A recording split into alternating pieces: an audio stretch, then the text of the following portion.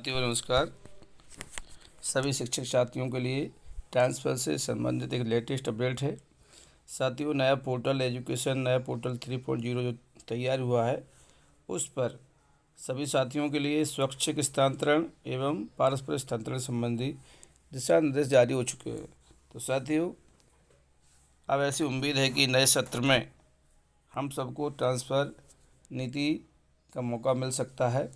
तो साथियों, दिशा निर्देश जारी हो चुके हैं। तो क्या है दिशा निर्देश साथियों? स्वैच्छिक स्थानांतरण दिशा निर्देश जारी।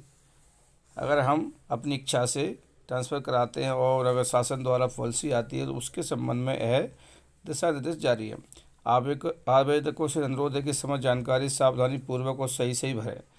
पोर्टल पर जब हम ट्रांसफ़र स्वैच्छिक कराएंगे तो ये सारे बिंदु जो दिए हैं, इनके अनुसार ही हमें फॉर्म फिल करना होगा। तो साथियों, पहला कॉलम पे दूसरा कॉलम है, आवेदकों से अनुरोध है कि वह विभाग द्वारा जारी स्थानांतरण नीति के प्रावधानों के अनुसार ही ऑनलाइन आवेदन पत्र दर्ज करें। जो भी विभाग द्वारा नियम बनाए जाएंगे उस हिसाब से करना है। पॉइंट है 3, आवेदन पत्र भरने के बाद ड्रॉप आवेदन घोषणा पत्र प्रिंट कर उसे हस्ताक्षर कर PDF के रूप में अपलोड करने के उपरांत ही आवेदन स्वीकार किया जाएगा।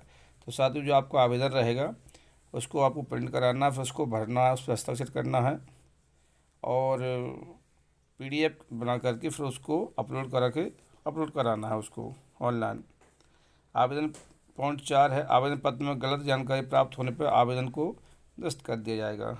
बिंदु क्रमांक 5 है, फार्म को भरने के पूर्व फॉर्म संबंधी समय दस्तावेज साथ में लेकर बैठे ताकि असुविधा से बचा जा सके। जब भी हम फॉर्म भरें तो हमें सारी प्रथम नियुक्ति, वर्तमान पोस्ट जो शाला पे दर्ज है, समलिंग दिनांक और भी ट्रांसफ़र हुए हैं, यानी हमारे जॉब से संबंधित सारे दस्तावेज साथ में लेके रहें।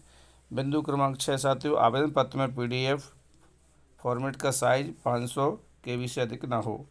तो साथियों, जो हम आवेदन का जो साइज करवाएंगे और फॉर्म जो ऑनलाइन फिल कराएंगे उसकी साइज 500 KB से अधिक नहीं होना चाहिए, नहीं वो सबमिट नहीं होगी।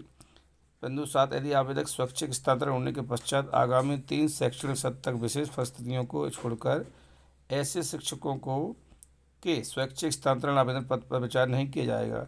जिन्होंने 3 वर्ष के अंदर स्वैच्छिक स्थानांतरण का लाभ ले लिया है उनको इसका लाभ नहीं मिलेगा, ना ही ऐसे आवेदनों पर ध्यान दिया जाएगा। तो 3 वर्ष से अधिक इनके स्थानांतरण के लिए हो चुके हैं, वह इस आवेदन को फिल कर सकते हैं।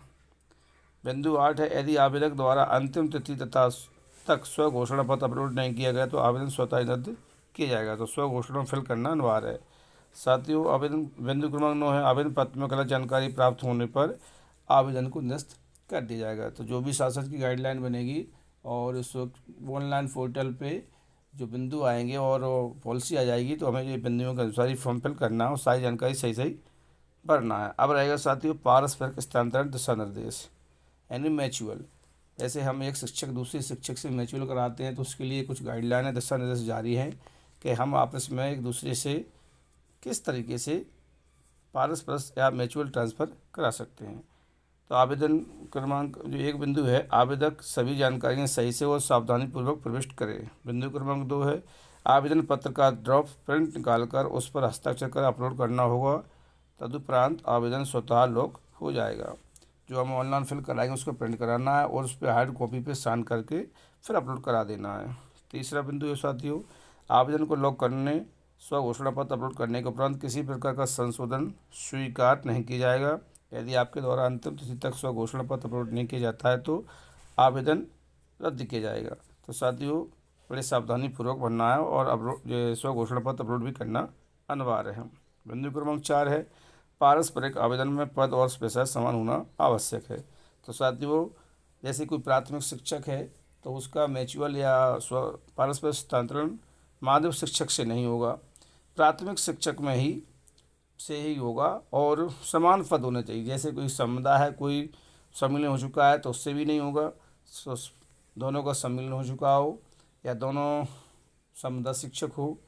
और सब्जेक्ट का अनिवार्य नहीं है, प्राइमरी में सभी सब्जेक्ट अनिवार्य होते हैं। जैसे माध्यमिक शिक्षक है तो कोई माध्यमिक शिक्षक का सम्मिलन हो चुका है तो सामने वाले माध्यमिक शिक्षक से जो सम्मिलन हो चुका है उससे करा सकते हैं। साथ ही विषय समान होना चाहिए, जैसे कोई गणित से है तो गणित वाला सामना टीचर होना चाहिए, तो हम इसका लाभ ले सकते हैं पारस्परिक या म्यूचुअल ट्रांसफ़र का।